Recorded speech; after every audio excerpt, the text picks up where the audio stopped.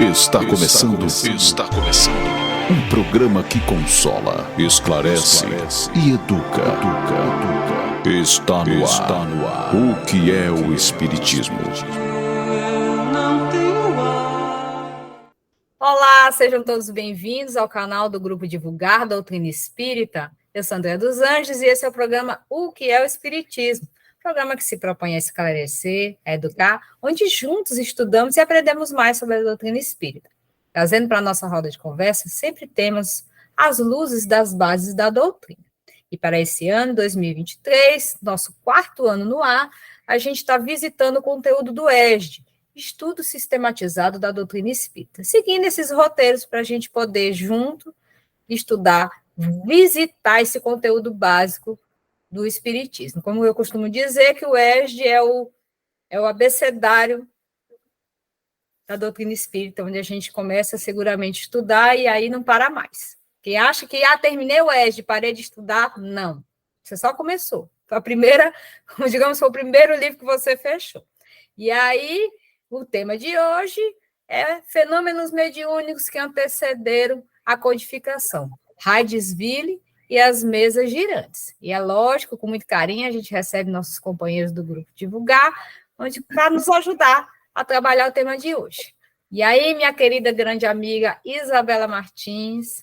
Olá, Andréia, Raimundo, a todos que assistem esse canal maravilhoso do Divulgar. Um prazer estar aqui hoje fazendo mais um programa, né? O que é o Espiritismo. Meu querido Raimundo Souza. Isso. Queria também agradecer, né, a presença de vocês, né, no nosso canal, e dar um olá especial para essas meninas que me acompanham nessa nossa jornada de estudos do Espiritismo, e assim a gente vai tentando compreender melhor os ensinamentos da doutrina, mas também, gente, pedindo aquele like, né? E vocês coloquem lá o like nos nossos programas, né? Aqui estão alguns, né, dos nossos programas aí que estão no YouTube. E vamos lá. Precisamos de vocês para poder aprimorar o nosso conhecimento. Hoje Reinaldo pegou falta, vai ter a nota diminuída na média, mas que ele receba o nosso abraço fraterno e a gente está tudo bem e no próximo programa ele vai estar conosco. E aí, aproveitando a deixa de Raimundo, vai nossos recadinhos do coração. Que vocês que ainda não estão inscritos no canal, que se inscreva, marca o sininho para toda vez que tiver vídeo novo você ser avisado, não só desse programa, como dos outros, como está aí atrás de Raimundo.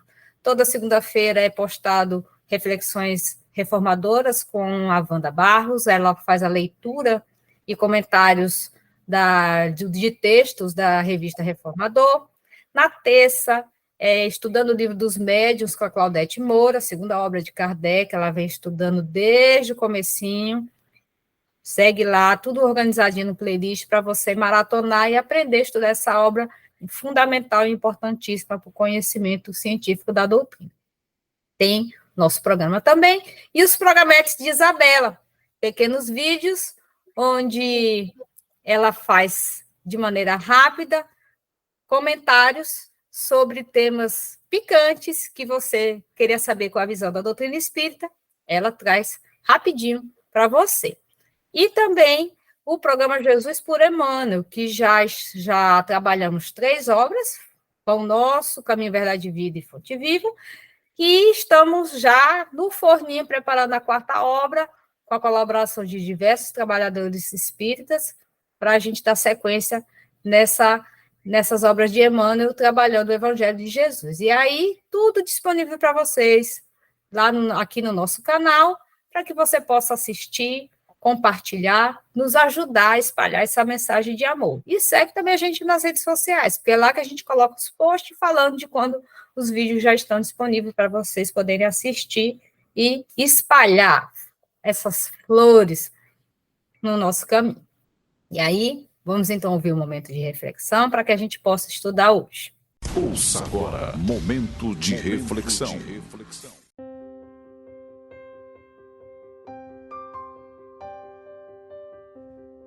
Mensagem número 13 do livro Agenda Cristã, mensagem ditada por André Luiz a Francisco Cândido Xavier. Título da mensagem: Realmente. A tempestade espanta. Entretanto, acentuar-nos-á a resistência se soubermos recebê-la. A dor dilacera, mas aperfeiçoar-nos-á o coração se buscarmos aproveitá-la. A incompreensão dói, contudo, oferece-nos excelente oportunidade de compreender. A luta perturba, todavia, será portadora de incalculáveis benefícios se lhe aceitarmos o concurso. O desespero destrói.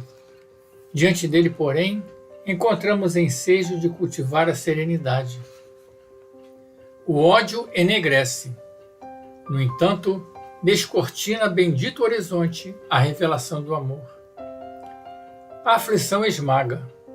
Abre-nos, todavia, as portas da ação consoladora. O choque assombra. Nele, contudo, encontraremos a abençoada renovação. A prova tortura. Sem ela, entretanto, é impossível a aprendizagem. O obstáculo aborrece. Temos nele, porém, legítimo produtor de elevação e capacidade.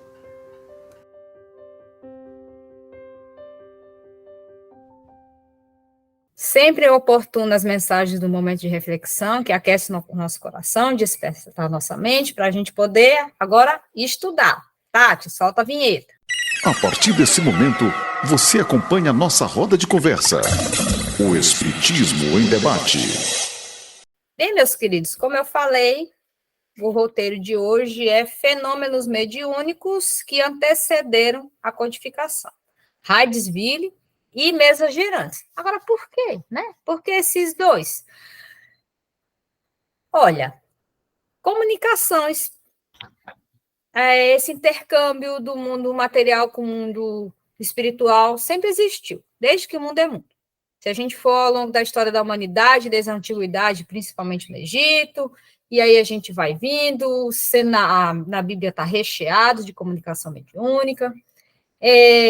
Mais recente, a gente tem, né, na Idade Média, a perseguição das bruxas, né, que na verdade é o quê? Eram os médiuns que eram perseguidos pela Inquisição. Ou seja, sempre existiu. Não é a invenção da doutrina espírita. Porque esses dois a gente vai destacar, a gente vai saber já já.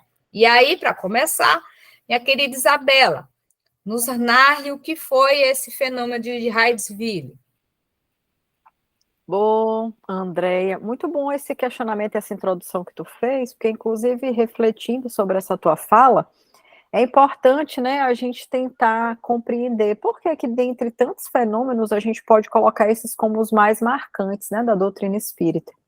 A primeira coisa, eu acho que é importante de falar sobre o fenômeno de Hydesville é que ele não surgiu na Europa, na França, né, como o espiritismo. Ele surgiu, na verdade, nos Estados Unidos. E aí a gente se pergunta, poxa, surgiu nos Estados Unidos, né, e eu achei que a doutrina espírita tinha lá suas origens na França, e a gente vai falar mais tarde o porquê disso, mas os primeiros fenômenos registrados, né, e tidos como fenômenos espíritas, aonde a doutrina espírita deu ali os seus primeiros passos, como codificação, como doutrina, foram nesses fenômenos de Hydesville, que aconteceram nos Estados Unidos. O que foi exatamente, né, esse fenômeno? Eu vou narrar aqui um pouquinho para vocês uma parte, para que eu não fuja de nenhum detalhe. Mas, assim, ele aconteceu em 1847, tá? Numa casa de um senhor chamado John Fox, e a sua mulher, né, que chamava Margaret. E eles tinham 3 filhos, e todos os 3 eram médiuns. Essa cidade, né, residente em Hydesville, era uma pequena cidade do estado de Nova York, nos Estados Unidos. E fenômenos estranhos começaram a acontecer, né, nessa casa. E aí, depois, hoje, né, entendendo a doutrina espírita, a gente compreende que as pessoas que ali residiam, principalmente os filhos, né, desse casal, John e Margaret, eram médiuns ostensivos, como a gente costuma dizer, e que conseguiam, né, perceber a presença desse espírito que logo começou a comunicar-se.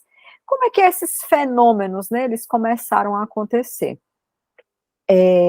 Primeiramente, as filhas do casal Fox, né, da Margarete e do John, uma delas chamava Margarete, né, e a outra chamava Kate, que era a mais velha. E ainda tinha mais uma filha, que era uma filha que já era casada, que era Lia. E todas as três eram médiums, né? E a Kate, aos 11 anos, presenciou, né, esse primeiro fenômeno, ocorrido no dia 31 de março de 1848. Ou seja, nós estamos falando aqui que em 47, né, 1847, os primeiros fenômenos começaram a acontecer, mas eles ainda não conseguiam identificar isso como um fenômeno espiritual, mediúnico, ou qualquer coisa do tipo, né? Apenas em 31 de março de 1848 foi quando essas pancadas que eles já vinham ouvindo pela casa, né, se tornaram mais persistentes, mais fortes. E as crianças, né, como corajosas e desafiadoras, mais do que os adultos, né, elas foram resolver investigar isso, esse mistério, né, esse desafio que se colocava à frente delas. E elas achavam que era alguma coisa demoníaca, inicialmente, né, porque tudo aquilo que a gente desconhece, a gente logo rotula como o quê? Como algo do demônio, é algo que não é de Deus e tudo mais. Mas tudo isso é uma simples ignorância, né? Uma falta de conhecimento da gente. Então, inicialmente, quando as filhas presenciaram esses fenômenos, elas tiveram esse entendimento. Bom, isso aqui é alguma coisa que a gente não sabe. E aí é engraçado, né? Que a criança, mesmo entendendo que aquilo era algo que não era positivo, digamos assim, ela deu um nome muito curioso, né? E chamava aquela manifestação, aquele espírito que ela achava que estava se manifestando ali, de pé rachado, senhor pé rachado, né? E aí eles travam um diálogo, né? Onde ela pergunta, senhor pé rachado, faço o que eu faço batendo palmas, né? E ela falou assim, se isso for verdade, eu vou travar um diálogo e ver o que vai acontecer. E eis que o senhor pé rachado, né, que era aquele espírito presente naquela casa, ele se manifestou e deu uma batida forte, exatamente como a criança havia feito. Então a criança falou assim, não, pode ser uma impressão, ou coincidentemente bateu uma porta, aconteceu uma zoada, mas pode não ter ligação. Então ela perguntou mais uma vez, dizendo, agora faça exatamente como eu, conte 1, 2, 3 e 4. E logo se fizeram ouvir as pancadas correspondentes. E aí, então, eles perceberam, bom, realmente aqui tem alguma coisa inteligente que consegue interagir com a gente. Passado esse primeiro momento, essa interação, elas falaram, bom, vamos perguntar então aqui se é um espírito. E perguntou, né, se era um espírito e pediu que, se fosse um espírito, que ele pudesse fazer 2 batidas. E as respostas foram afirmativas. E lá o espírito se manifestou com 2 batidas, né? E eles perguntaram, se for um espírito, né, foi assassinado, dê 2 batidas, que logo elas deduziram. E vejam só, dentre tantas perguntas que elas poderiam ter feito, elas perguntaram, será que morreu alguém aqui? Esse espírito ficou preso nessa casa? E aí, então, sentiram, né, que poderia ser aquilo e fizeram esse questionamento. Eis que o espírito bate 2 vezes, dando um sinal de positivo. E elas, depois dessa manifestação, foram em busca, né, dos vizinhos para tentar entender e descobriram posteriormente que realmente havia havido um assassinato e que tinha havido uma morte naquela residência ali nas proximidades. E assim a gente começa a perceber, né, através desse fenômeno de Hydesville, que existia uma inteligência por trás desse fenômeno. Porque, como a Andrea colocou, vamos relembrar a fala dela inicial. Ela disse, olha, a Bíblia mesmo, os antigos, a gente tem muitos fenômenos que poderiam comprovar ali alguma coisa espiritual, um fenômeno mediúnico. Mas até então, ninguém nunca havia travado um diálogo no sentido de ter pessoas comprovando se aquilo eram verdades. E aí você poderia se perguntar, mas Isabela, até onde tu colocou aqui, esse fenômeno também não tem nenhuma comprovação. Mas esse foi só o primeiro momento vivido por essa família, né? Com o passar do tempo, essa família, ela começou a ficar famosa, digamos ali, na redondeza. E aí muitas pessoas começaram a visitar, ir na porta daquela residência, para ver se viam alguma coisa. E diante dos olhares curiosos, né, da sociedade da época e de todo aquele questionamento colocado em cima daquela família sobre será que isso é verdade mesmo, eles então resolveram provar às pessoas, né, num local mais aberto, num local público, uma espécie de um teatro que reunia um bom volume de pessoas, eles resolveram, toparam, né, fazer com que essas manifestações ocorressem fora da residência, nesse local de apresentação ao público. E nesse local, algumas pessoas foram levadas, né, para desmascará-los, com o objetivo de, olha, nós vamos conseguir provar se isso é verdade ou não. Então, 3 pessoas, né, da sociedade, entendedores do assunto, foram lá para fazer esse, sim, vamos desmascará-los, né, diante dessa situação, porque isso aqui, obviamente, é uma farsa. E então eles se apresentaram diante desse público, né, um tempo depois, e eis que todos os 3 envolvidos, né, na comprovação dessa farsa, foram lá e comprovaram que eram verdadeiros aqueles fenômenos, né? Os espíritos se manifestaram, e uma outra coisa que aconteceu, né, com a vinda de outras pessoas, eles, é aquela coisa, 2 cabeças pensam melhor do que uma. Enquanto as crianças ainda estavam ali intertidas, né, só com a presença dos pais, travando aquele diálogo, eles estavam ainda de forma muito rudimentar, fazendo só através das batidas, das palmas e tudo mais. Até que eles tiveram, né, a presença de uma outra pessoa que sugeriu, olha, se a gente criar aqui um tabuleiro com alfabeto, e à medida que o ponteiro for passando pelo alfabeto, as palmas vão acontecendo e nós vamos formando, né, frases e explicações que fiquem mais inteligíveis, né, que a gente consiga compreender melhor. E assim foi feito. E aí eles fizeram essa apresentação no teatro e os que estavam ali, né, aquelas pessoas que estavam ali, os 3 jurados, digamos assim, que estavam para desmascará-los, acabaram por comprovar que os fenômenos eram legítimos, eram verdadeiros, e muitas comunicações se sucederam daí. E encerrando, né, essa fala que se estende, mas é porque realmente foram muitos fatos interessantes ocorridos naquela época, na cidade, né, de Nova York, o que fica mais marcado?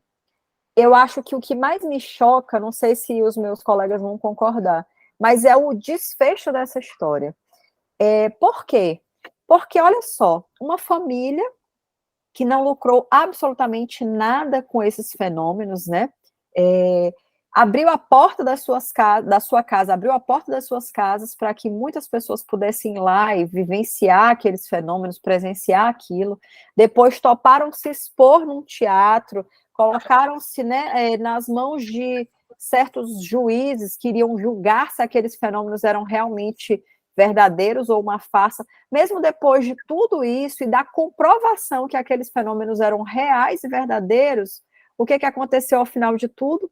Eles foram excomungados, digamos assim, da sociedade, as pessoas tentaram atacá-los, eles depois tiveram que se mudar, porque começaram a sofrer perseguições de pessoas que não aceitavam aquilo, né, que esperavam que aqueles fenômenos fossem reprováveis ou tidos como ridículos, e acabou que eles, na verdade, sofreram consequências muito negativas, né, e depois disso sumiram, e esses fenômenos voltaram a acontecer somente manifestando-se mais forte, mais consistentemente, já em Paris, em outro momento, né?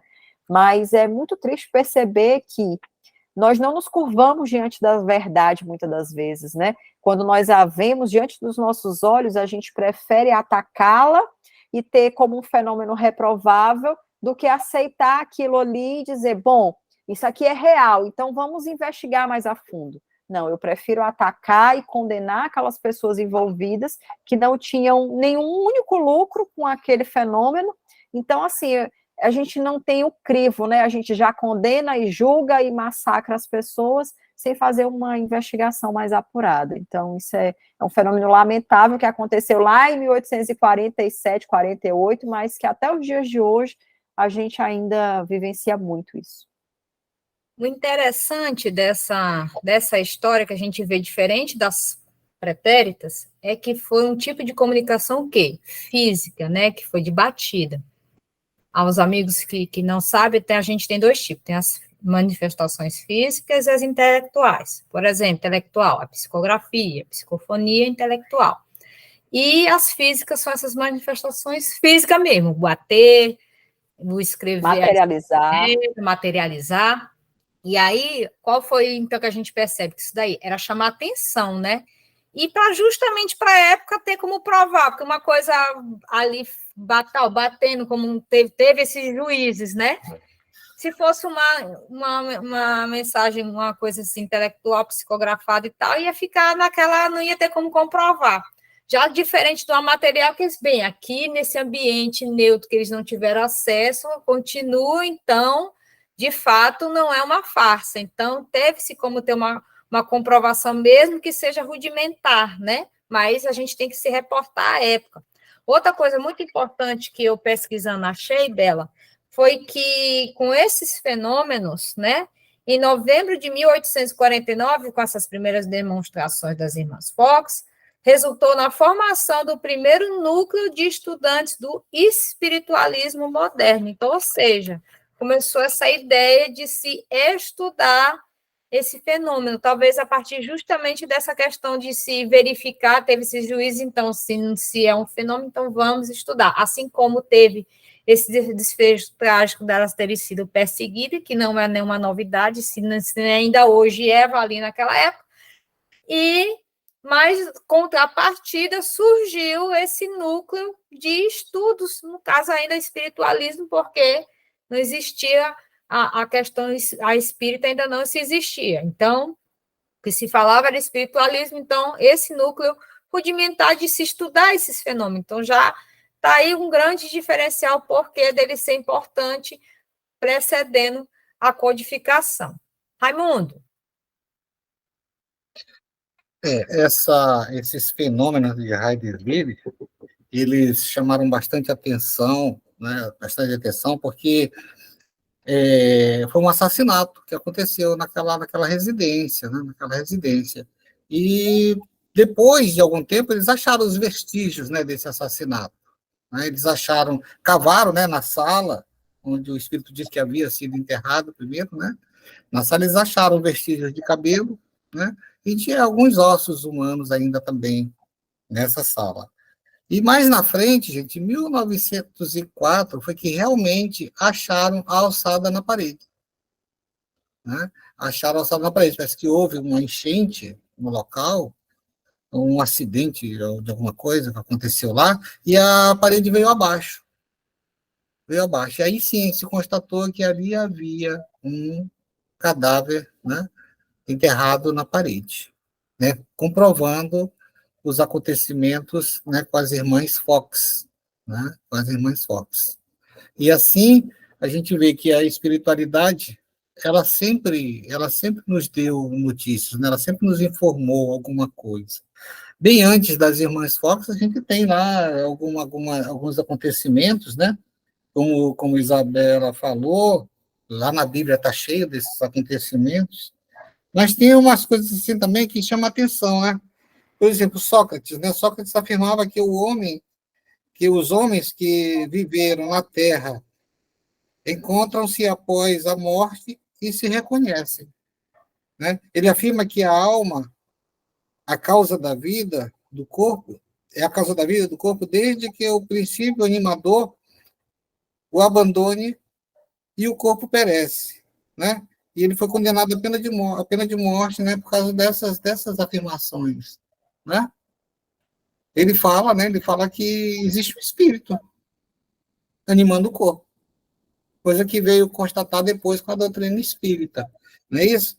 Platão também foi discípulo de Sócrates na sua doutrina, exerceu profunda influência em todas as filosofias ocidentais. Ele foi o fundador do espiritualismo. Quer dizer, então, bem antes, né, bem antes das irmãs Fox, a gente já tinha muitos fenômenos espiritualistas, né? E que depois o espiritismo veio e trouxe, colocou isso como ciência, né? Colocou isso como ciência. Mas tudo na vida, né? Tudo na vida, nessa vida, os acontecimentos vêm comprovando uma realidade e que dificilmente as pessoas aceitam assim de pronto, né? A ciência está cheia desses fatos, né? Não é isso? Para a gente aceitar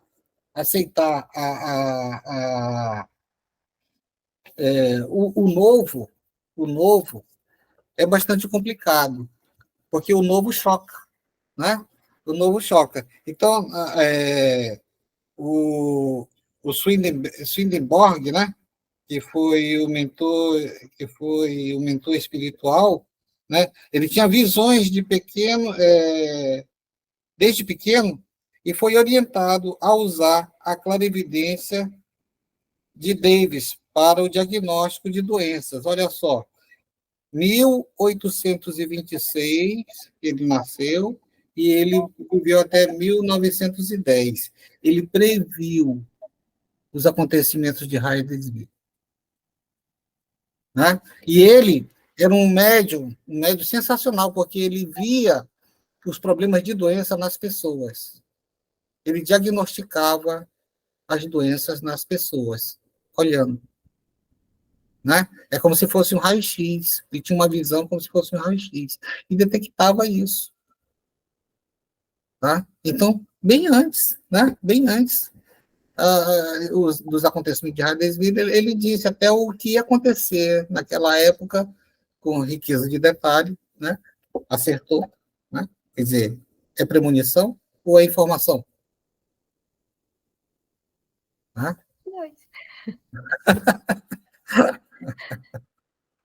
E aí, com isso, a gente segue. Vamos aí, Raimundo, nos fala das mesas girantes.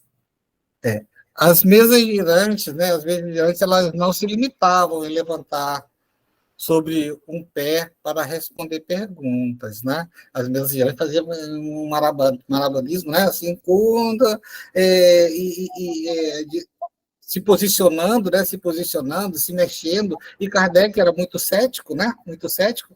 Ele começou a pesquisar se aquilo ali tinha algum mecanismo que fizesse essa mesa girar, né? Mas antes ele foi apresentado para isso, né?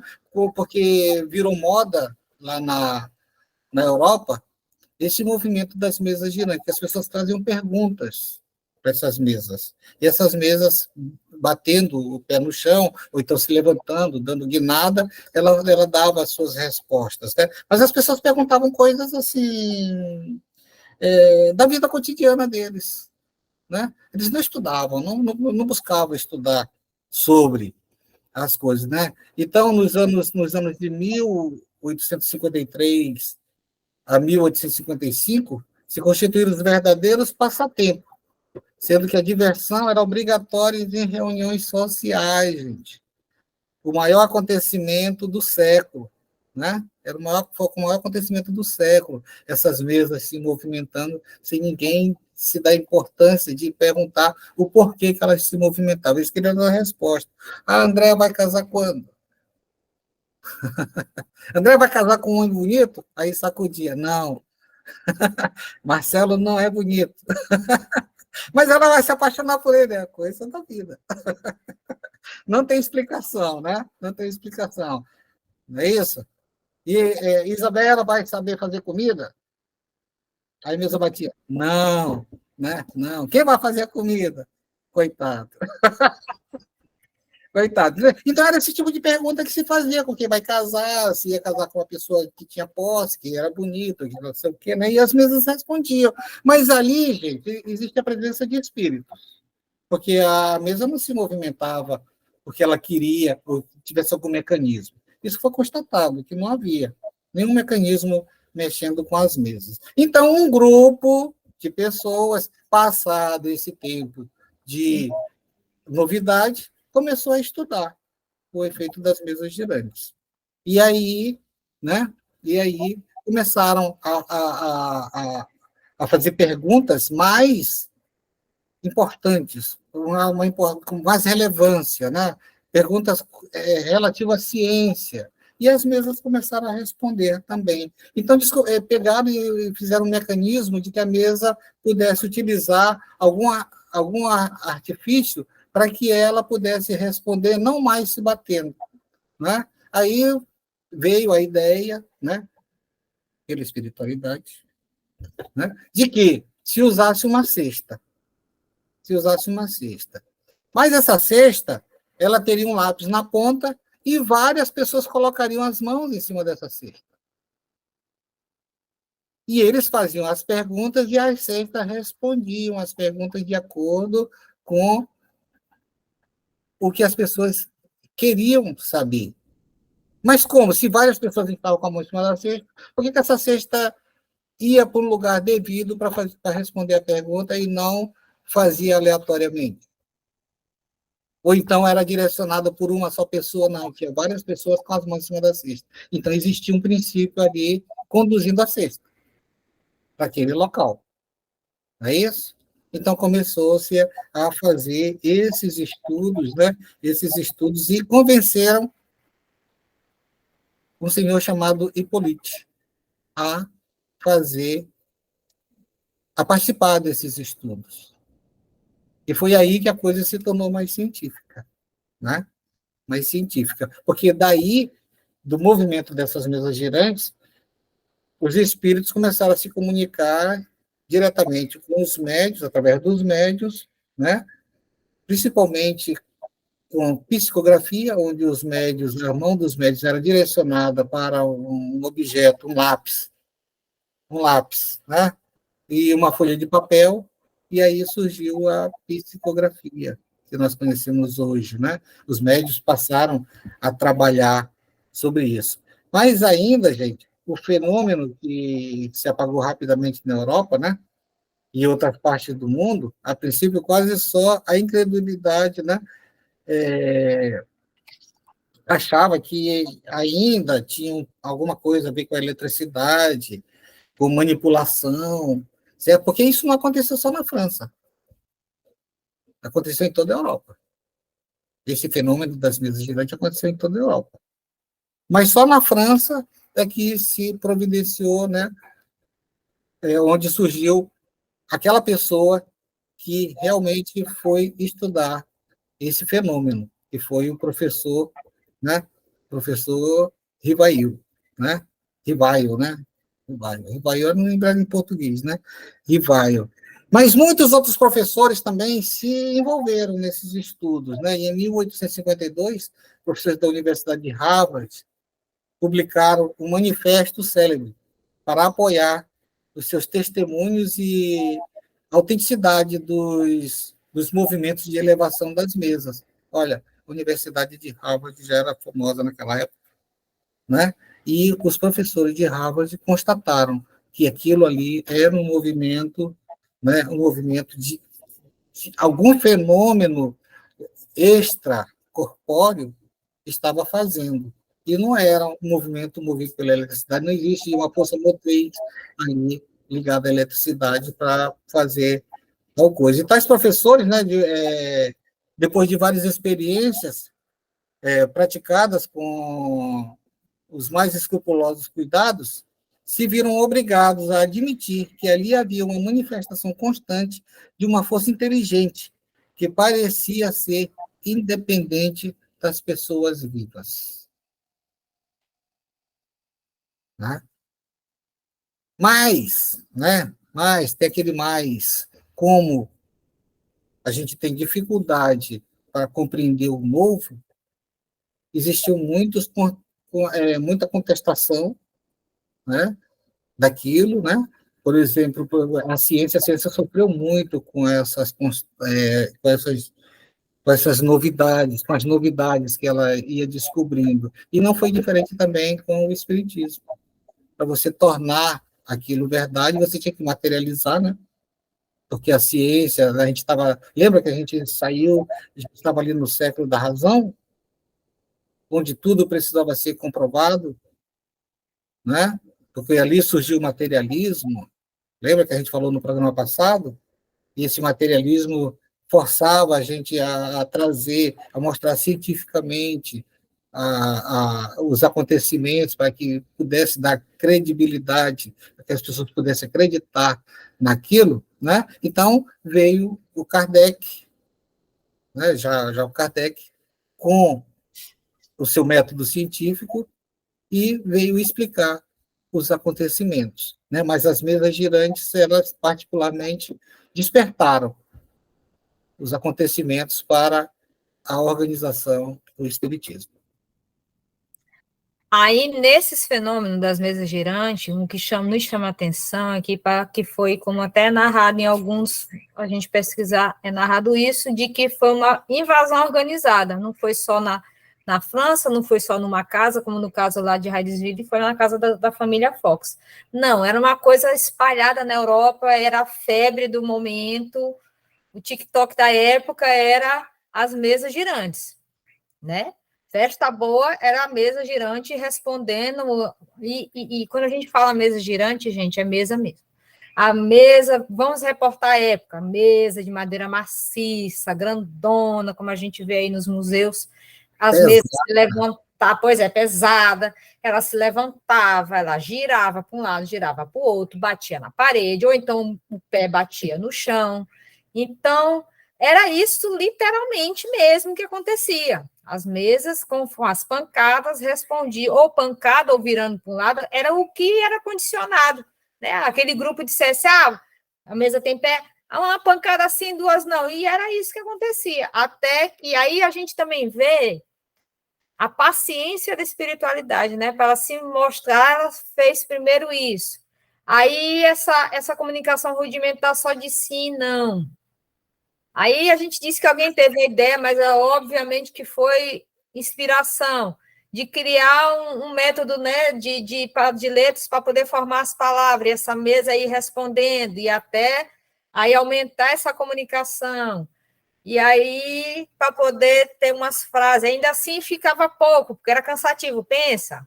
A cada letra, uma pancada, não sei o quê, até formar as palavras. Aí apareceu a fulana da cesta, que Raimundo nos falou, com essa cesta, um lápis preso, os médios, tudinho botando, as pessoas botando as mãos em cima da cesta, e a cesta respondendo, até progredir para chegar no médio. Esse lápis, ter a ideia de botar o lápis na mão da pessoa mesmo e sair escrevendo. Então, isso levou um tempo até se chegar a isso, e aí a gente vê com a paciência da espiritualidade para poder chegar nisso, que foi o tempo também de que essa história chegar no professor Rivail ou Rivail? Rivail. Corrige aí, nosso professor de francês. E aí, para poder eles despertar, porque charlatanismo sempre existiu. E aí, como ele disse, poxa, mesmo a responder é algo inteligente. Aí ele despertou a curiosidade dele, e no que ele presenciou, ele viu, e aí ele disse, não, existe algo aí, e de fato se debruçar, sair daquela coisa de curiosidade, para não, vamos de fato estudar. Ele era um professor, um estudioso, um cientista, ele queria entender que justamente uma das bases da ciência espírita, que é partir do conhecido, que era o fenômeno, para o desconhecido, que é no caso aí se chegou ao espírito, mas o que era conhecido era o quê? O fenômeno. Mas o que movia, como é que se processava? Até então ele partia do conhecido, que é justamente a ciência espírita, que era experimental, você parte do conhecido para o desconhecido, que é os espíritos que não eram visíveis, e eles que faziam essa comunicação, e aí todo o tempo. Então a gente vê que foi organizado para poder, porque tinha chegado a hora, e aí o local era lá onde o professor, para poder se estudar, e aí sim, com a psicografia, os médiuns poderem receber as perguntas de Kardec, e médium, gente, não era só um ou dois, não, e nem o próprio professor, porque ele não era médium, no mundo todo, ele saía e fazia as cartinhas com as perguntas, mandava, e aí essas cartinhas voltavam respondidas, e ele saía pesquisando isso tudo. E aí, justamente pelo critério da amostragem, essa pergunta maior, então essa aqui que é verdadeira, porque a coincidência de resposta é essa. E aí, imagine o trabalho, né, crianças? O método já mudado, né? Porque o primeiro método era o telegrama espiritual. Sim. Né? As pancadas de Hadesville, depois as pancadas da mesa girante, né? Até chegar na cestinha. Telégrafo lá, o o telégrafo, né? Que você batia uma pancada, significa isso, 2 pancadas, significa tal coisa, né? O telegrama não é assim? Ponto, ponto, ponto, traço, traço, traço, né? Entendeu? Então, era o telegrama espiritual. Só para as pessoas entenderem também, porque às vezes as pessoas poderiam pensar assim, mas já poderiam ter feito logo uma comunicação direta. André até deu uma pincelada sobre essa fala aqui mais no início, mas deixando isso de forma mais clara. Se nós tivéssemos vivenciado de cara um fenômeno onde você, enquanto médium, sem saber nem o que era um médium, ouvisse vozes e que dissessem para você, olha, Deus está presente aqui, o seu irmão que faleceu, será que você ia acreditar? Ou você ia achar assim, tô doida, né? Vou me internar porque agora eu estou ouvindo vozes e tudo mais.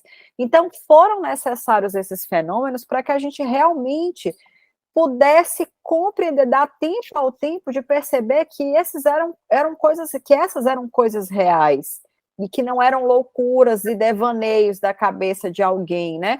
Imagina se hoje, tendo explicado tudo isso, né, nós temos um número grande de pessoas tendo a certeza desses fenômenos e tudo mais, e inúmeras comprovações já aconteceram.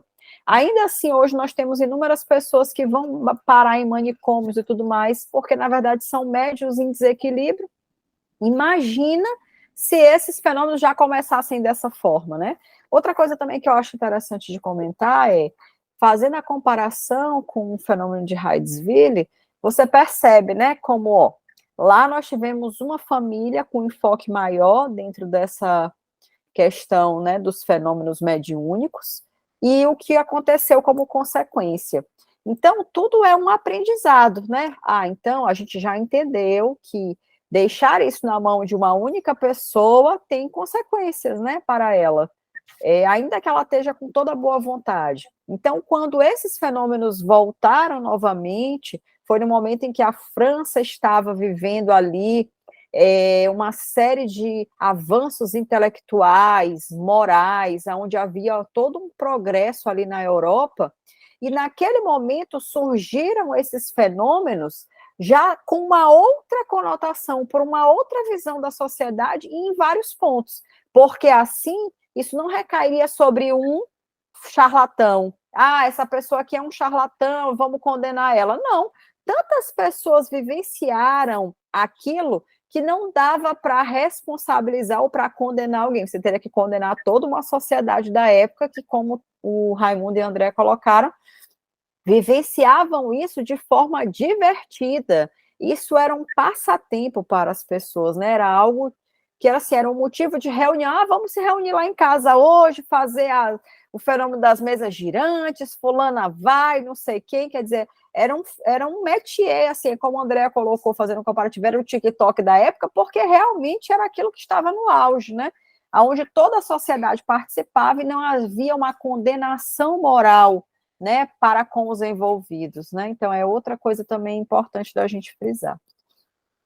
Aí a gente reforça o convite de quem se interessou, querer saber mais, de assistir os programas da Claudete, estudando o livro dos médiuns, porque nesse livro, nessa obra, o começo dela, Kardec narra justamente esse trabalho de formiguinha que foi das mesas, e até chegar na sexta, e aí até chegar nas psicografias. E aí a gente vê, né, Isabela, ao longo da história, se tivesse chegado assim, não, bora, pá, de uma vez, e chega aqui as mensagens.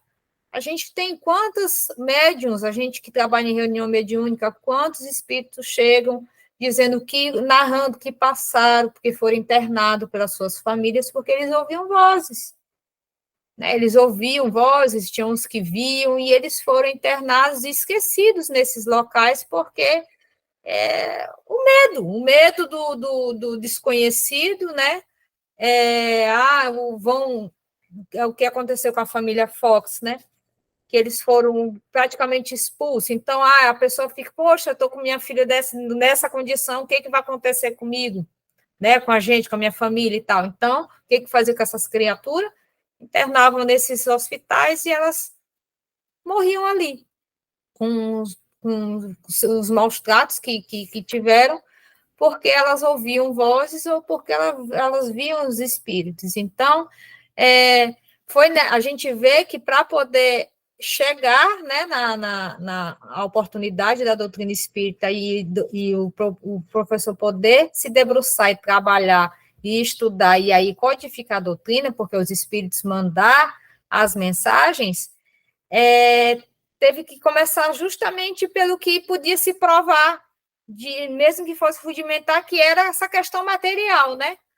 As pancadas, coisas que realmente a gente não consegue, por mais que depois, né, veio a Santa Inquisição que excomungou, dizendo que eram fenômenos eletromagnéticos e tal, mas que os cientistas da época provaram que não tinha como uma eletricidade, nada ligado a nada, se levantar uma mesa, não tinha como nada que a gente pudesse explicar. E aí, por isso da nossa fala num programa anterior, que a ciência em si não tinha como explicar tudo, porque nessa época, que era o século da razão, onde o que só era verdade era aquilo que era provado cientificamente, a ciência falhou, porque ela não tinha como explicar os fenômenos das mesas, não tinham como ter explicado o fenômeno de Hydesville, porque não tinha nada da ciência, não era algo material que desse a explicação.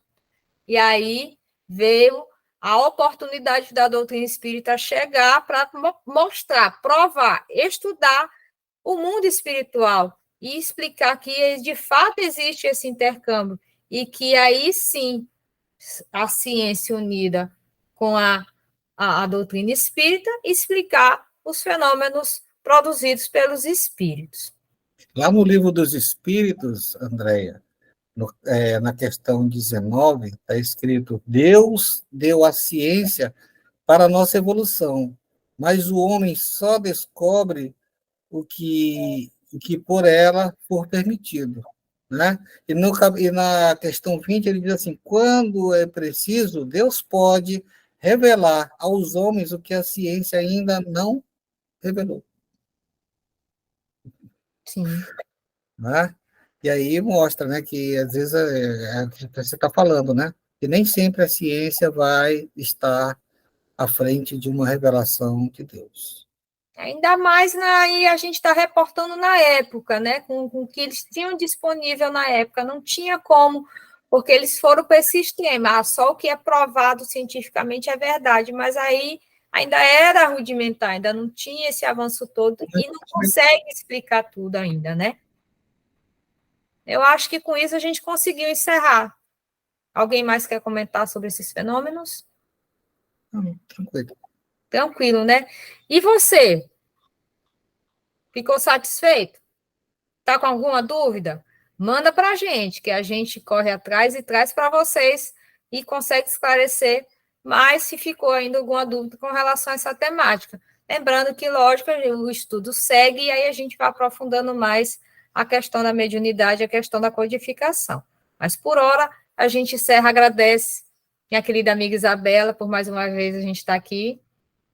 Nada, é sempre um prazer falar sobre a doutrina espírita, sobre essa codificação que nos auxilia tanto, né, no nosso dia a dia. Até a próxima, pessoal. Raimundo, meu nobre. Como a Isabela falou, né, a gente está sempre buscando esse esclarecimento e a gente está recebendo, né? A gente está recebendo esse esclarecimento. E cada vez que a gente se põe a estudar para falar aqui com todos vocês, nós estamos nos esclarecendo também para que a gente possa levar essa verdade sobre uma doutrina consoladora, que é a doutrina dos Espíritos. Muito bom, André. Contigo.